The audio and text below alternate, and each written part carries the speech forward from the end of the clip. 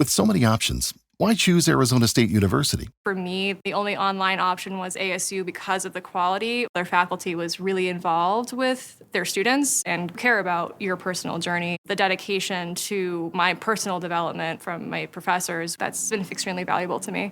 Earn your degree from the nation's most innovative university. Online. That's a degree better. Explore more than 300 undergraduate, graduate, and certificate programs at asuonline.asu.edu. As you no doubt have heard, Israel and Iran are now at war, or something that looks very much like war. We'll see if everyone climbs down, as they generally do, but right now things look pretty bleak. As I was prepping this episode, I noticed a post on Blue Sky by Princeton University professor Kevin M. Cruz, written in response to our dear president's post yesterday on his own Twitter alternative site, or as I like to think of it, social media for the very, very indoctrinated. Our elected leader said, "We remain committed to a diplomatic resolution to the Iran nuclear issue. My entire administration has been directed to negotiate with Iran. They could be a great country, but they first must completely give up hopes of obtaining a nuclear weapon. Thank you for your attention to this matter." Cruz retorted, "Remember, we had a diplomatic resolution to the Iran nuclear issue, thanks to the JCPOA that Obama put in place after years of hard work. But then President Spiteful Bleephead withdrew the U.S. from the pact in 2018, and everything fell apart. Thank you for your attention to this matter." For those who missed class back in 2018, JCPOA stands for Joint Comprehensive Plan of Action, which the Obama administration agreed to with Iran in 2015 after close to 2 years of negotiation, which was itself the culmination of 20 years of on-again, off-again talks between the United States and Iran on the subject of weapons of mass destruction. The Iranians would get some relief from sanctions in return for agreeing to refrain from making or stockpiling enriched uranium for nuclear weapons. This was to be monitored by the International Atomic Energy Agency. I cannot claim expertise in this, but my understanding is that the IAEA had good visibility into Iranian compliance. But our dear president hates anything that was associated with Barack Obama, so he tore up the agreement, freeing the Iranians to resume enrichment. As you know, we then had the disastrous Biden interregnum, disastrous for other reasons, and Joltin' Joe either didn't or couldn't get around to fixing it. That is, if anyone could have, given the breach of trust as the result of our current elected leader pulling us out of the agreement. The Iranians were put in a position where they kind of have to enrich in order to keep their leverage in any future talks. We incentivize them to do that. Simultaneously, we can't let them do that, and neither can the Israelis, because there are some sane people in charge of Iran, but also a lot of, how do I put this, apocalypse-minded, theocratic true believers. How does that sound? And so, while you can dicker on the timing or the need for an attack, given that negotiations were still ongoing, Israel's Prime Minister Netanyahu decided to act. This is not a simple matter. Iran is the 17th largest country in the world, and it has a real military. Compared to Iran, Afghanistan is Delaware, and Iraq is Rhode Island, and we didn't do that well in either place. So unless you want to rededicate our society to total war with all that that implies, negotiations and sanctions are the best bet. As for bombing, well, as the saying goes, if you come at the king, you'd best not miss, because if you don't wipe the program off the face of the earth, they're just going to enrich faster. And who's to say that if you do blow it up, they don't just rebuild it elsewhere? It's hard to know what we want out of the current negotiations when the prior agreement gave us a good deal of what we were asking for. My understanding of this is that no agreement that our dear president has offered to the Iranians would get them out of the nuclear weapons business better or faster or more safely than anything that President Obama's people had put in place. It's just that they're 10 years further down the road to whatever it is that they were going to get. And so we have not quite described a very pointless circle, in part because the circle has been interrupted by violence, but that is the state of things. Mike Easler, left-handed hitting corner outfielder of Cleveland, or from Cleveland, had the misfortune of being drafted by the Houston Astros in 1969. He was 18 years old. Although he had about 2 seconds at third base when he first entered the minor leagues, no one ever thought of him as anything but a left fielder or maybe a first baseman. He had a good bat, though, and so he kept going. Even though Easler made it to AAA in 1973, he was 22, and he was still trying to break into the major league lineup 3 years later. Now, to be fair to the Astros, who weren't always great in handling their African-American players at this time, Easler really was blocked. At various times, the Astros had Lee May, Bob Watson, Jim Wynn, and Greg Gross floating around between the outfield and first base. May was a low on-base percentage hitter, but he did slam 354 major league home runs. Watson had 6 seasons over 300 and hit .295 for his career. Wynn, of course, was the toy cannon, a 5'10" slugger who walked over 100 times a year and had a great arm. Gross, the least of this group, is probably best remembered as a bespectacled Phillies pinch hitter, just about all of whose hits went for singles. But in 5 years with the Astros, he hit .293 with a .376 on base percentage, and yeah, he only slugged .351, but those first 2 averages are pretty good for the period, and so Easler was stuck. In June 1975, the Astros traded him to the Cardinals for a fringe reliever.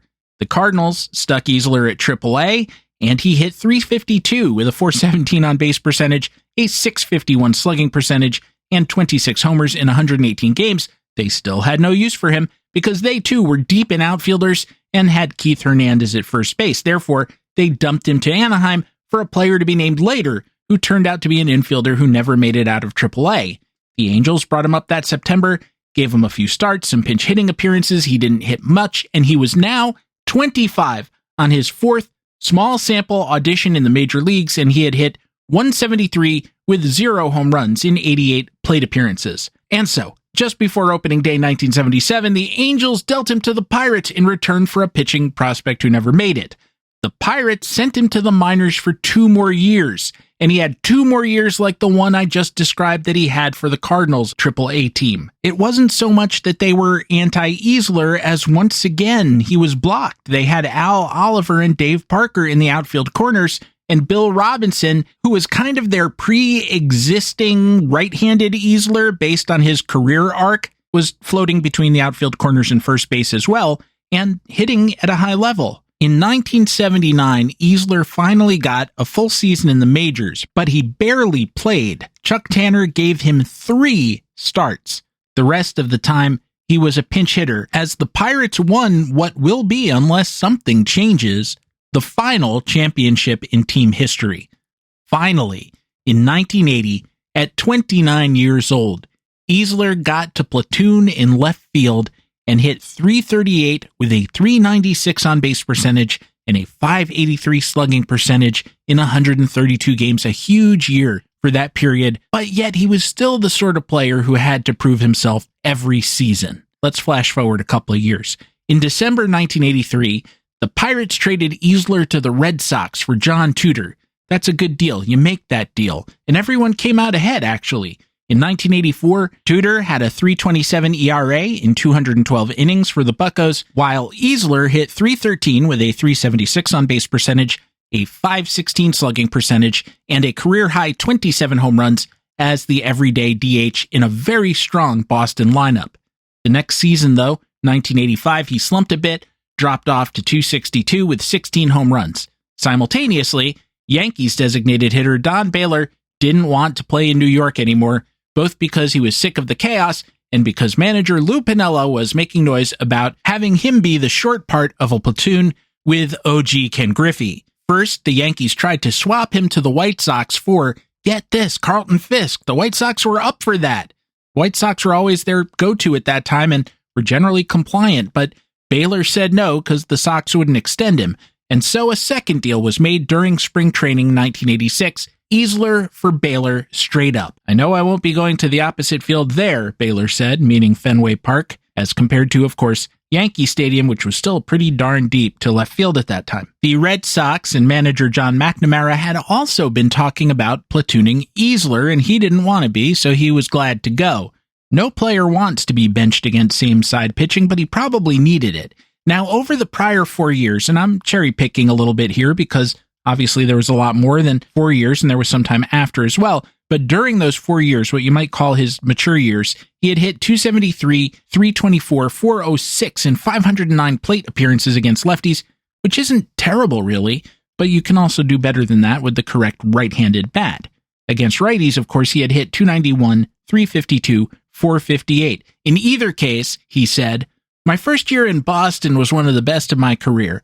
My second year was kind of an off year, and I kind of got the feeling that they had lost confidence in me. I had the feeling they weren't happy." Easler became the Yankees' primary designated hitter in 1986 and had a very fine year, hitting .302 with a .362 on-base percentage, .449 slugging percentage, and 14 home runs. And yet, the Yankees still weren't happy. They never were happy back then with anyone. They weren't happy with Rickey Henderson and Don Mattingly and Dave Winfield. That whole season was especially a disappointment, although literally every Yankee season of the 1980s was in some way, shape, or form a disappointment to someone, inevitably to ownership, but frequently to everyone else as well. And so it was that on December 11th, 1986, the Yankees traded Easler to the Philadelphia Phillies, alongside second base sort of kind of prospect Tom Barrett, Marty Barrett's younger brother, and in return, they got 28-year-old right-hander Charlie Hudson.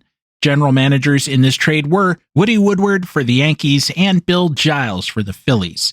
I point this out because whereas it was obvious why the Yankees wanted Hudson, he had been annoyingly inconsistent for the Phillies, but New York needed any arm younger than 42, and that's not an exaggeration. But what the Philadelphia Phillies wanted with a designated hitter at a time when their league did not employ the designated hitter remains a mystery. They also had a number of better candidates for left and right field. Now, that wasn't the only bad trade Giles made that winter. He also dealt his incumbent left fielder, Gary Redus, to the White Sox for pitcher and former Yankee Joe Cowley. Redus, who is a walks, occasional power, and speed guy, kept on, being Redus for several more years and was part of 3 Pirates playoff teams. Cowley got the yips and his career ended. The Phillies did begin the season with Easler in left, and he had a decent if light April, but cooled rapidly.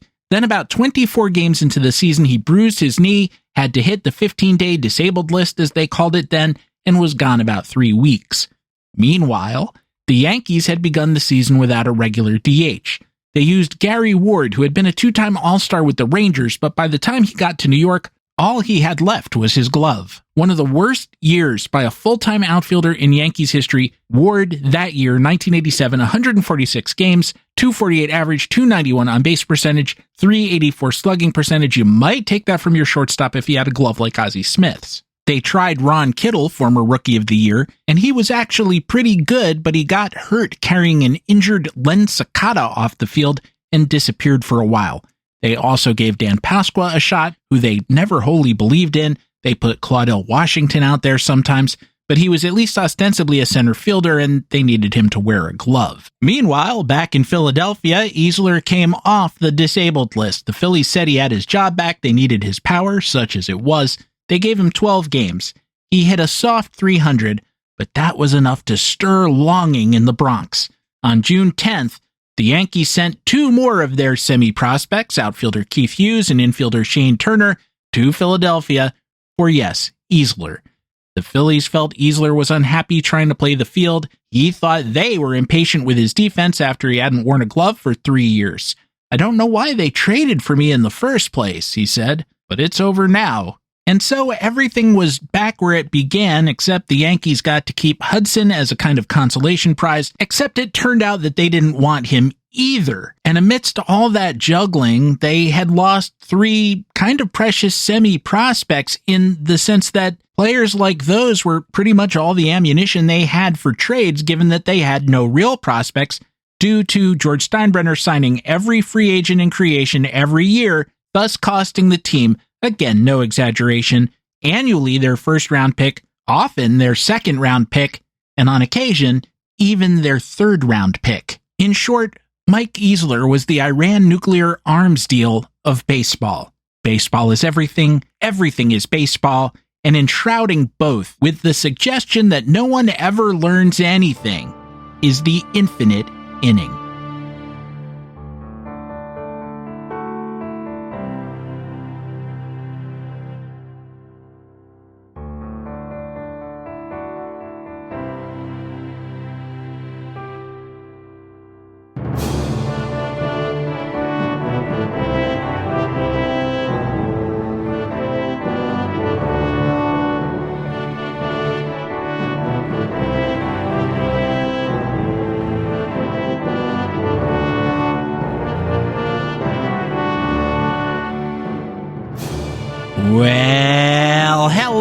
and welcome back to the show, Infinite Inning number 335. I am, as I have been, your convivial, although occasionally discouraged with the state of things host, Stephen Goldman, and I will be your guide on this rocket ship time travel trip to understanding the present by way of a trip to the past. As always, the vehicle is the game of baseball, with stops outside the game along the way. I hope you are well. I have a strange thing to discuss with you. Well, not a strange thing, but by odd coincidence, the discussion segment of this week's, or I should say last week's reissue episode of the Infinite Inning, the part that I didn't include, I haven't been reissuing the old discussions because many of them have dated. I just have been reissuing the stories. But the discussion included a then current topic. This was 7 or 8 years ago. And I'm not going to mention the name of the person involved because it's over, it's in the past, and I think morally we should let it be. But at that time, there was a pitcher coming out of college who seemed like a good prospect for the draft. And then it leaked out that when he was a young teenager, he had pled guilty to abusing a child. Because in this society, we do believe that children deserve a second chance, this information was supposed to be sealed, but due to an error, it had come out. And then the question was, should this person be allowed to perform before us on the stage that is Major League Baseball? There is some ambiguity in the story. I have no idea what's true and what's not. He said that he had taken the guilty plea because he was advised to do that rather than fight it. Such advice is not unheard of.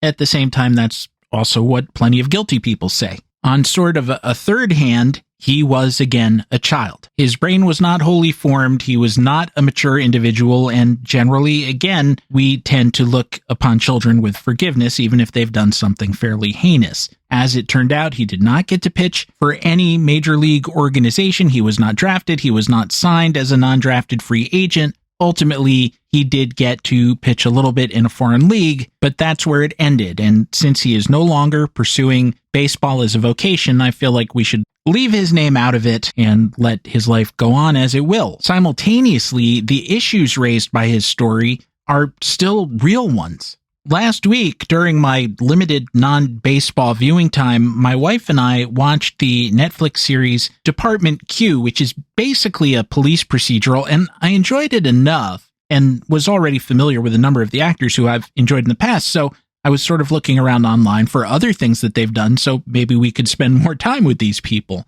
And I came across a show that had one actress, Kelly MacDonald, who you may be familiar with from, well, Trainspotting, for starters, No Country for Old Men. She's had quite the career. She had a small part in Department Q, but she starred in a series from 6 years ago called The Victim. 2 other main actors from Department Q were in that show as well, because British TV just endlessly recycles the same people. And sometimes, kind of like the minor leagues to the major leagues, they'll promote a minor character from the last series up to a main character in the next one, or I suppose vice versa. And The Victim, which is a mere 4 episodes, kind of a light lift as our peak TV viewing goes, is about a similar kind of issue to the one that I just discussed. It's about a vengeful mom who some years, about 14 years before the story begins, has unfortunately suffered the loss of her son, her young son, due to his being murdered by a teenage boy. The other boy, the murderer,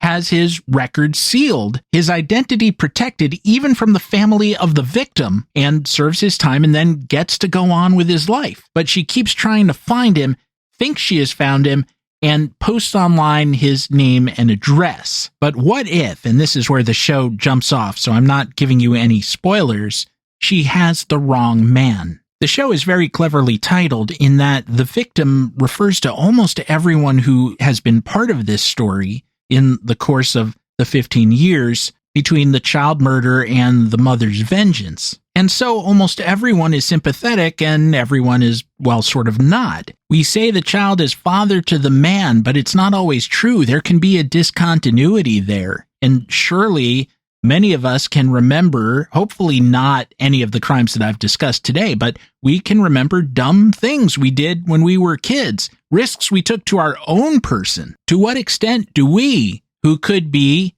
not 12 anymore, but multiples of that, to what extent does the 48-year-old own the deeds of the 12-year-old? I don't know the answer to that. I had totally forgotten the baseball situation prior to my hearing myself discuss it again on that episode from 8 years ago, and came away still unsatisfied with the ethics and morality of it. And then I turned around and watched this show and, well, kind of remain unsatisfied. I just know that there's no easy answers to the human animal. I tried to keep my baseball prospectus column this week light. I compared the 2025 Rockies to the worst team of all time, as Rob Maines and I labeled it, the 1932 Red Sox. I won't tell you how it turned out, but I went position by position. Those sorts of things are always fun. I loved reading them when I was, 13, 14, and Bill James did them. And I like writing them now. They take a while, but they're enjoyable to do. And if you check it out, I hope you will enjoy that column. And even leave me a comment. I like the comments. That was my first column in a while, which was not infinite inning style, meaning that I was not using baseball as an allegory for other things or vice versa. I just told a baseball story. It's good to know that I can still do that when I'm of a mind to. And yet, the times are the times, and that's going to be the subject of the second act of the show, albeit via time travel to the 19th century. As I say these words to you, by the time you hear them, probably the No Kings protests will have begun. Americans have a sacred right to protest. Whenever the government is frightened, it attacks those rights. It doesn't matter who's in charge. John Adams, Woodrow Wilson, etc. And we're seeing that right now. You would think that the values of America's founding would vitiate the worst impulses of any transient ruler we might have. But no, that's never true, almost never true. No one thinks of themselves as a caretaker. They only think of power. Again, not everyone, but most of them. They believe that they're immortal and unreachable, and so they never think about what they might leave behind, only what they can get. And yet, human history tells us that there is no tyrant beyond the withering clutches of time. They need to be reminded of that, not every once in a while, but constantly. It isn't disloyal, it isn't dangerous, and it isn't subversion. It's a test of your ideas and theirs, and there was never an idea worthwhile that couldn't withstand being subjected to scrutiny. In the Bible, it says, "Thou shalt have no other gods before me," meaning before the one true God. When I was young, I used to occasionally go into stores and see this cheesy kind of sign that actually expressed that thought in a better way. It said, "In God we trust, all others pay cash." This applies to the pronouncements and promulgations of those on high, not just customers at the flea market. If you come at me out of a burning bush, well, I guess I have to take your word for it. Everybody else should be open to questioning. And the only folks around here with burning anything I've seen in years were carrying tiki torches as they marched through Virginia. My expectation is I'll be out there for one of those protests, and I hope I'll see you there as well. For now, we are overdue for a break. On the other side, we'll return to the present day, but rapidly jump into our official Legion of Superheroes branded time bubble for a trip back to the 1890s. And one of the best teams in Braves history. I almost said by reflex Atlanta Braves, but that wouldn't be accurate, would it?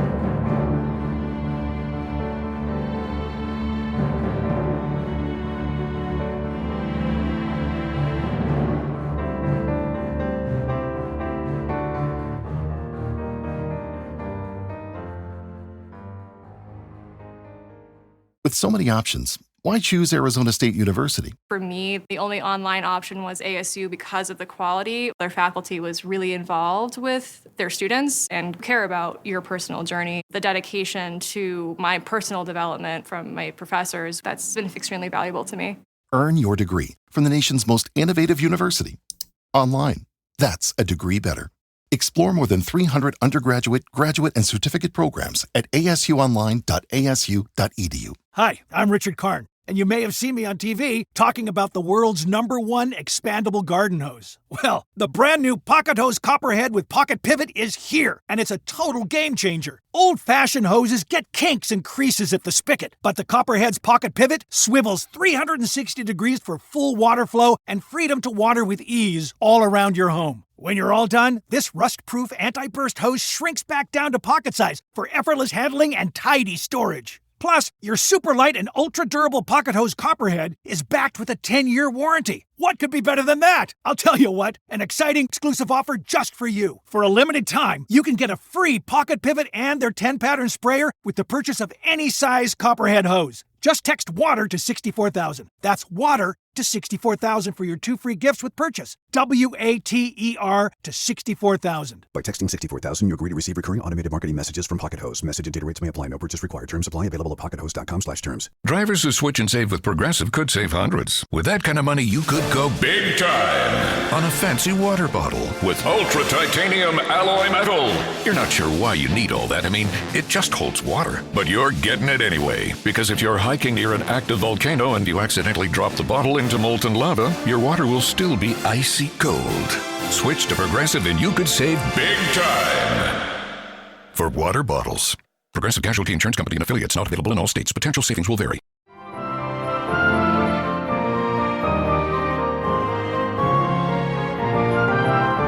Yesterday, as I speak these words, United States Senator Alex Padilla of California was bodily thrown out of a press conference being held by Department of Homeland Security Secretary Kristi Noem, who had just been saying that she and the forces she represents were there to liberate Los Angeles or California from its elected government, which is the same argument the British made about why they chased Congress out of Philadelphia, or for that matter, Robert E. Lee made about why he invaded Pennsylvania. It's precisely what the Germans did after they invaded France in May 1940, and lest that sound hyperbolic, my main point is that this is not the kind of threat that the federal government has traditionally posed to its own citizens. So between her rhetoric and the actions of the people around her who were throwing Padilla to the ground and cuffing him, it was very disturbing if you're a fan of things like truth, justice, the American way, the land of the free, the home of the brave, and so forth. He spoke quickly and drank a glass of water. I read about that happening and watched video of it and responded to it on social media at the same time I was following the New York Mets as they hosted the Washington Nationals in a day game. That these things could happen at the same time was jarring, yet not at all unusual. It almost doesn't require comment. This country played baseball during the Civil War. That was one of the reasons we even have professional baseball.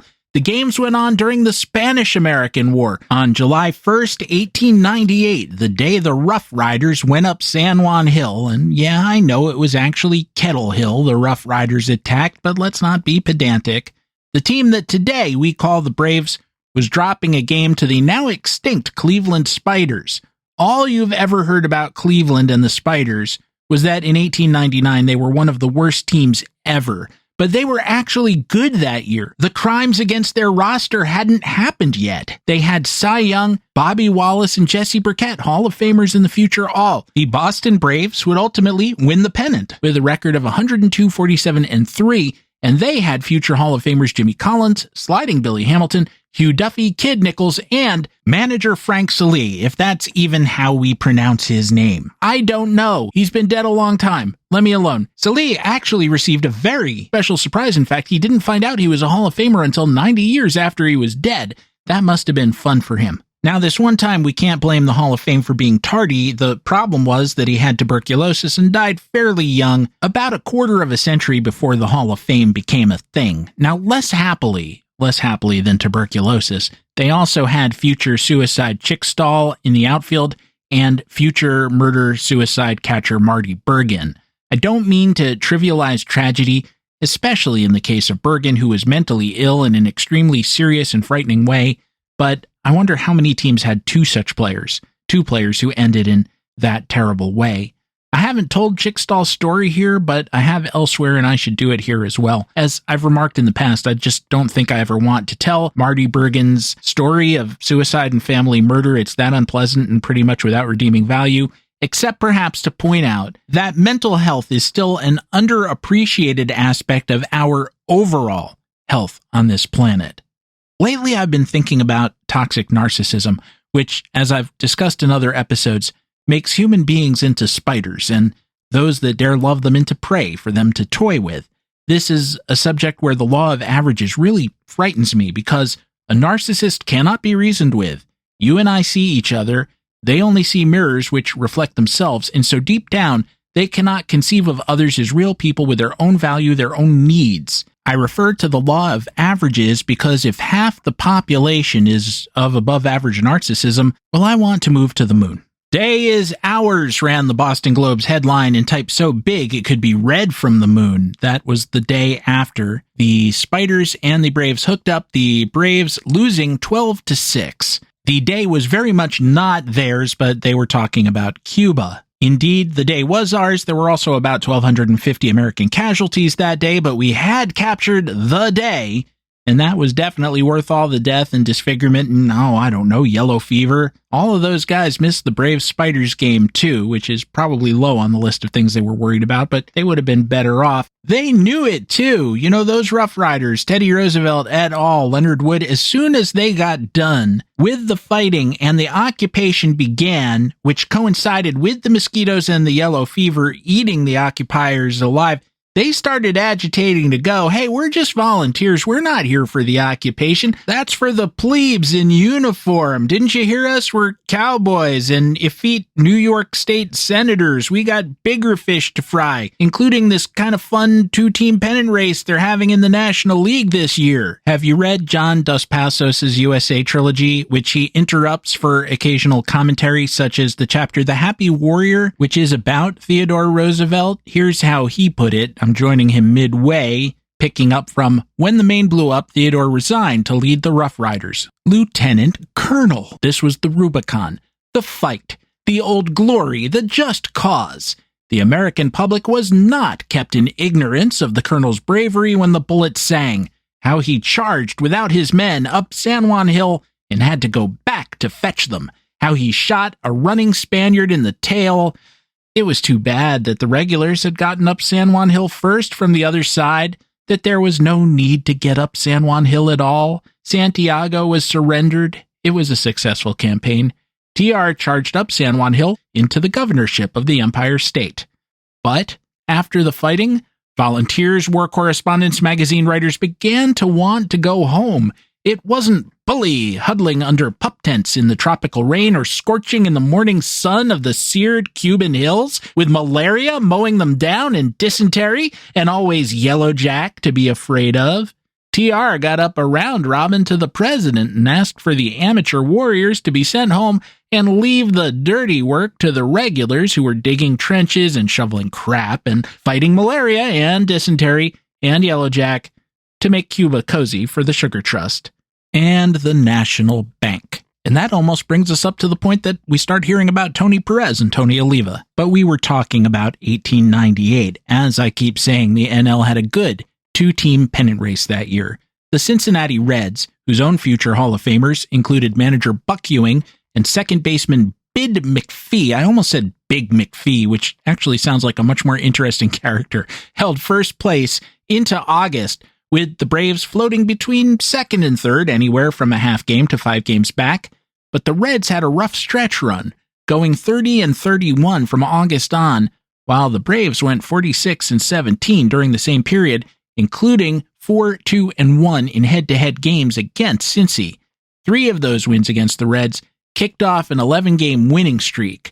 By the time the Reds beat them again to end the streak on August 10th, the Braves were 3.5 games ahead. The Braves promptly surrendered that lead with a 3-7-2 stretch that was due, at least in part, to some momentary injuries, including some time lost by first baseman Fred Tenney. Now, Tenney was in the majors from 1894 through 1911, and although he's largely been forgotten, he was an important player then, a Mark Grace-style first baseman who got on base and also contributed a lot with his glove. An agile first baseman was a big deal in an era with so many grounders and bunts. He never drove in 100 runs, but he scored over 100 4 times. And it's interesting to think about which players would be in the Hall of Fame today had the Hall of Fame come along 20 years earlier than it did, because, as I said earlier, they started putting players in the 1930s. However, if they had treated players like Tenney as of the moment they retired or with the usual 5-year gap, so in his case, 1916 or 17, they wouldn't have been surpassed in both the public's and the writers' minds by people like Jimmy Fox and Lou Gehrig, and might well have gotten plaques. The first base situation became so desperate that at one point Salih started ace pitcher Kid Nichols at the position. Now, Nichols was a good hitter for a pitcher, but he wasn't that good. He batted ninth behind the pitcher. Salih had so much confidence in him, in fact, that he batted him ninth as a first baseman in a league that didn't have a DH. The pitcher was up at number 8. The Boston Globe's baseball correspondent, Tim Murnane, later a recipient of what used to be called the Spink Award and placed in the so-called writer's wing of the Hall of Fame, called that decision as poor a piece of judgment as ever befell the lot of a manager. Given that yesterday, as we meet here today in these hallowed halls, Mets ace Kodai Senga, ERA 1.47, don't you know, was injured on a 3-1 play at first base, it seems timely to give you Murnane's full criticism of Salih. Now keep in mind that Nichols was one of the best pitchers in baseball at that moment. He was on his way to a 31-12 season, which would be the last of 7 times he won 30 games. You do that often enough, you're going to win 300 of them, and he actually got to 362 with a career 296 ERA. Now, look, pitcher wins are not the end-all be-all of statistics. They don't say a lot. I was greatly amused about a week back when the Nationals released reliever Jorge Lopez, who, yes, had a 6.57 ERA at the time, but whose record was 6-0. That's how little wins mean, but when I was younger, I promise you that a transaction of that kind would have provoked anywhere from 1 to 5 angry columns, loudly complaining that baseball had lost touch with essential values, and that releasing Lopez with a record of 6-0 was almost as ridiculous as releasing Walter Johnson 6 starts into his 16-game winning streak of 1912. So pitcher wins, not that big a deal. But in Nichols' case, the ERA was very good, and you don't get to win. There have been some 20-game winners who actually weren't very good, who got a ton of run support and just piled up the wins, but when a guy wins 30 games 7 times, it says something about a fella. Here's what Murnane said about the risks to pitchers at first base. Manager Salih was responsible for as poor a piece of judgment as ever befell the lot of a manager last Saturday when he put Charlie Nichols to play first base against the New York team. The idea of using a great pitcher at first base, taking chances of having him put out of the game for the rest of the season, was enough to make the directors of the Boston club wonder if their manager was in his right mind when he made out the batting order. It's bad enough to put an ordinary pitcher in the outfield, but locating a man like Nichols at first was too much. Throws that go to the left of a first baseman are always difficult and dangerous. Then pushing the foot on the base for a man not used to the position is work Nichols should be held back from. If the Boston club has come to a place where they will stand for allowing Nichols to play first base, what's to prevent manager Salih himself from taking a few games behind the plate in the absence of Martin Bergen? Nichols is a willing worker, but he made the mistake of his baseball career when he allowed manager Salih to stick him at first base last Saturday with all to lose and nothing to gain. If Salih lost his head, it was no reason that Charlie Nichols should jolly himself into the idea that he should play first base. It's remarkable how such things can happen among men who are paid for this kind of business. I think I'm going to remember that last phrase all year long, particularly as I follow the adventures of the Colorado Rockies. It's remarkable how such things can happen among men who are paid for this kind of business. Someone built that team. There's nothing accidental about it. You know they could fix it if they wanted to, right? They just didn't want to.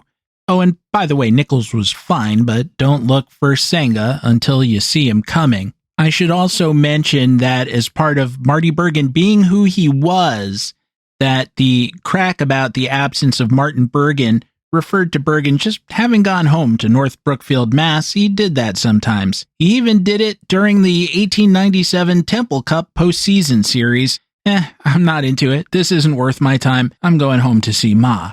And he did. Fortunately, on this particular occasion, it was a rather benign visit for everyone but the Braves, who might have had a use for a catcher now and again. You know what Casey Stengel said about needing catchers. I mean, I feel like everyone knows that one. Everyone has heard that one at least once. You've also probably heard that it's time for us to take the second and final break of the episode.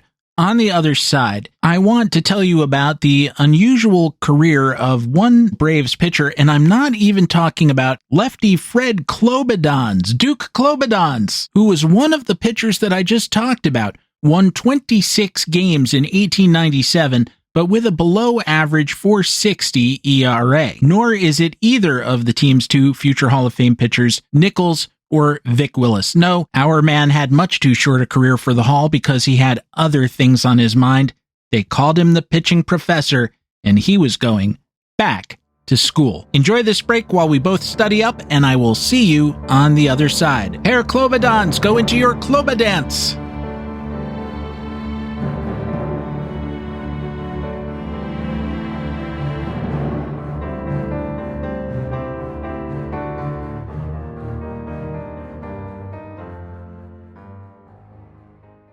Drivers who switch and save with Progressive could save hundreds. With that kind of money, you could go big time on a fancy water bottle with ultra titanium alloy metal. You're not sure why you need all that. I mean, it just holds water. But you're getting it anyway. Because if you're hiking near an active volcano and you accidentally drop the bottle into molten lava, your water will still be icy cold. Switch to Progressive and you could save big time for water bottles. Progressive Casualty Insurance Company and affiliates, not available in all states. Potential savings will vary.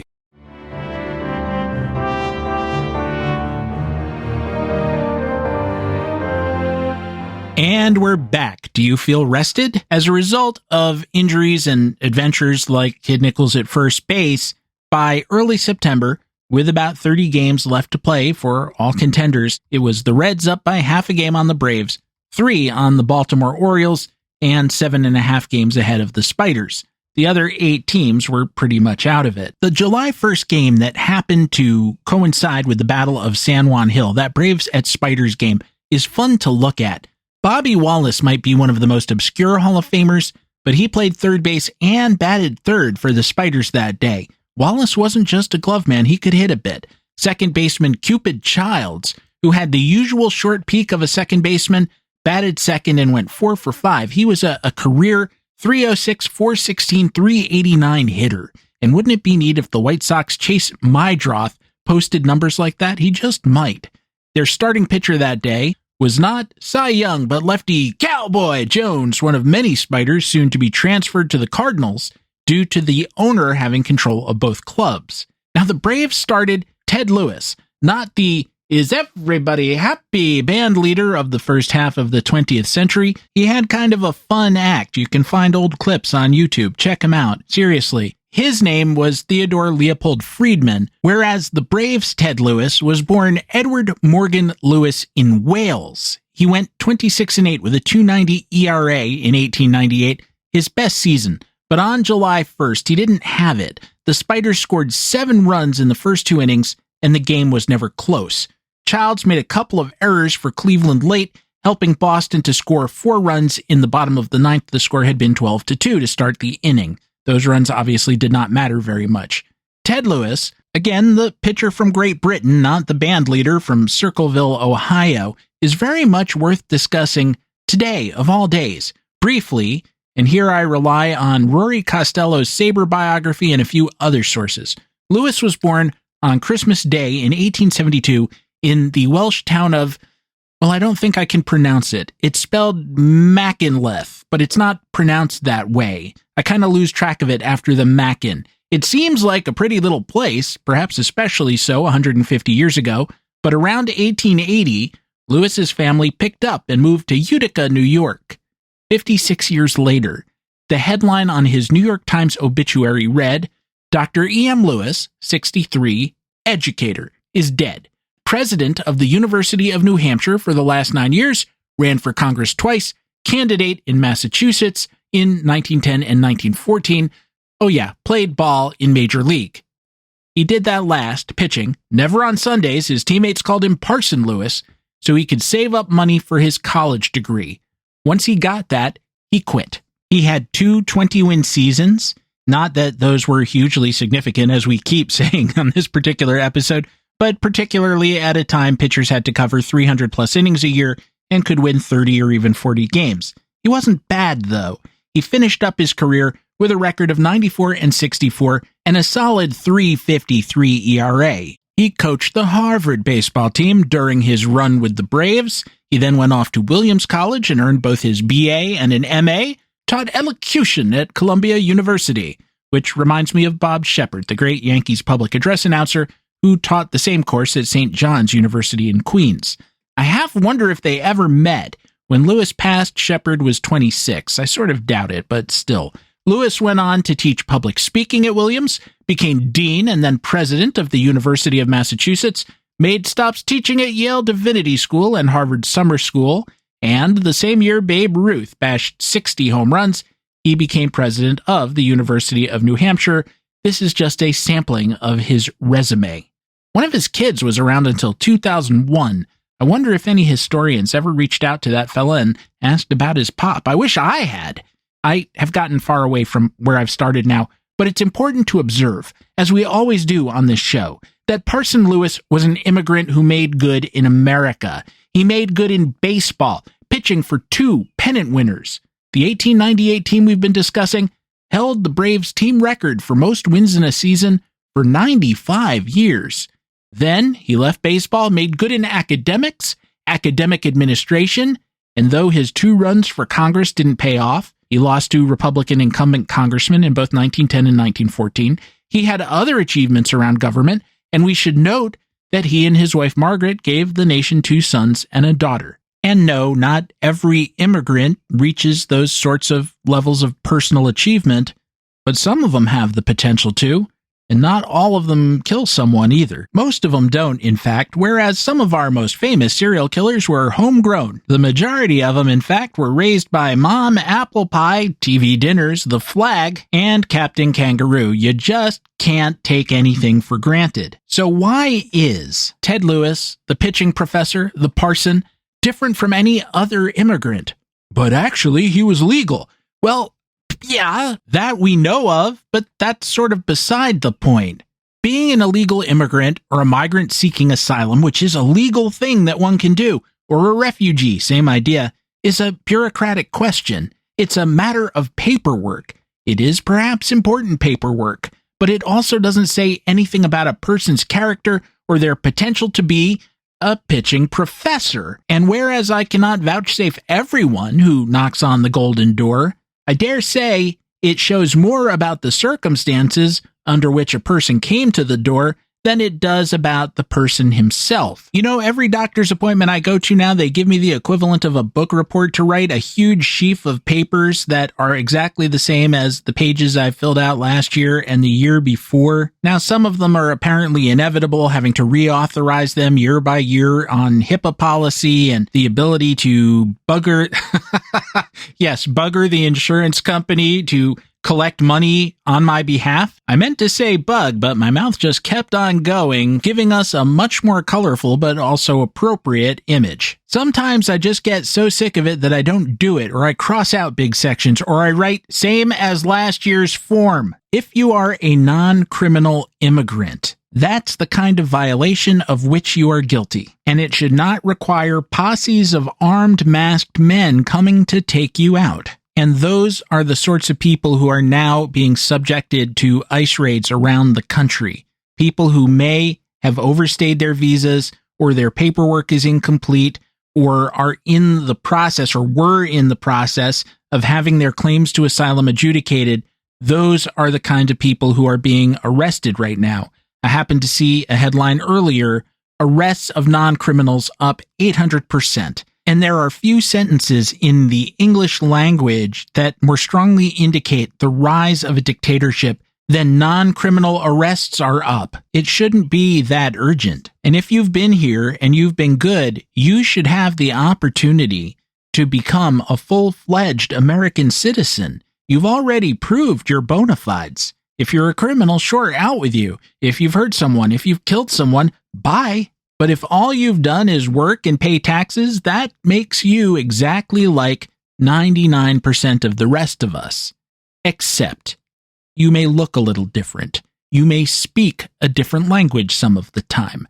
Your name may sound a little different. Your religion may be a little different. And there lies the disparity with what we're dealing with now and the pitching professor. He was white. He spoke English. He was like us in that way, so he doesn't or didn't offend American nativists. I got away from my major point. Although a double standard about Parson Lewis versus, say, farm and restaurant workers goes to why we're in crisis. As Woody Guthrie asked in 1948, is this the best way we can grow our big orchards? Is this the best way we can grow our good fruit? To fall like dry leaves, to rot on my topsoil, and be called by no name except deportees. In his time, it was agricultural workers. Today, it's those plus restaurant workers, hotel workers, Uber drivers, and a lot of other jobs that we need filled but aren't particularly inclined to do. The plane crash that Guthrie sang about that inspired that song happened in January, so there were no games going on, but that's the exception, not the rule. Yesterday was Senator Padilla. Today, Iran and Israel are at war. The United States is or will be participating in it a lot or a little. And I followed that while watching Paul Skeens pitch against the Cubs. It's like thinking about the Holocaust at a party, which, the way I roll, is exactly what happens anytime anyone invites me anywhere. But the incongruity is the point. It's sadness in the midst of happiness and vice versa. All I really have to observe to you in this story is the cognitive dissonance of our times, which, as the 1898 Braves show, is perhaps the cognitive dissonance of all times. You've heard how the Roman emperors distracted their people with bread and circuses. We have bread and blood and circuses. The blood isn't in faraway Gaul, but on television, on the internet. You can't escape knowing, and yet the circuses go on just the same. We can use picture-in-picture technology to watch Shohei Ohtani bat against Chris Sale while at the same time keeping an eye on missiles falling on Tel Aviv. We don't have to look away if we don't want to. We can just kind of sedate ourselves as we do both. And maybe we need that. We need the circuses, psychologically, I mean, and yet it still feels wrong. We struggle to walk and chew gum at the same time. But can we enjoy Aaron Judge and Tariq Skubal and Pete Crow Armstrong and Cal Raleigh and still save our own lives? I wish I knew the answer. When the band leader begins to play, it's time to wrap up another episode. Should you wish to follow me on social media, you can do so at stephengoldman.bsky.social. You can also write us, by which I mean me, at infiniteinning@gmail.com. And the Facebook group survives for one more week. Go to Facebook, search on Infinite Inning, bang, you're there. As always, I'm open to discussion. Should you wish to support the show, and I really, really hope you do, please visit patreon.com/The Infinite Inning. Gear of a rudimentary kind available at the-infinite-inning.creator-spring.com. Oh joy, is that a mouthful or what? Original soundtrack available at casualobservermusic.bandcamp.com. Finally, should you find yourself with the proverbial moment to spare, please go to the podcatcher of your choice and rate, review, and subscribe. I will thank you very much. And if your podcatcher doesn't let you do those things, pick up a sign and go protest your podcatcher. Our theme song, which you are hearing now and have been listening to throughout the episode, was a co-composition of myself and Dr. Richard Mooring, who says, "The waters of the harbor shine warm and sharp and bright, but remember that its glow conceals sharks sleek and great and white." Well, this is grim, but if no Neil Young songs gain new relevance this weekend, I'll be back next week with more tales from inside the Infinite Inning.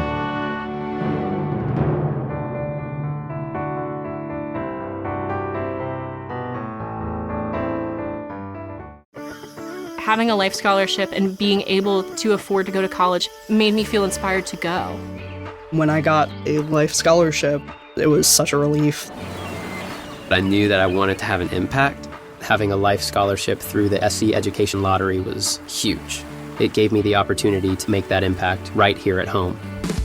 The South Carolina Education Lottery. A better you, a better us, a better South Carolina. Visit sceducationlottery.com/betteryou.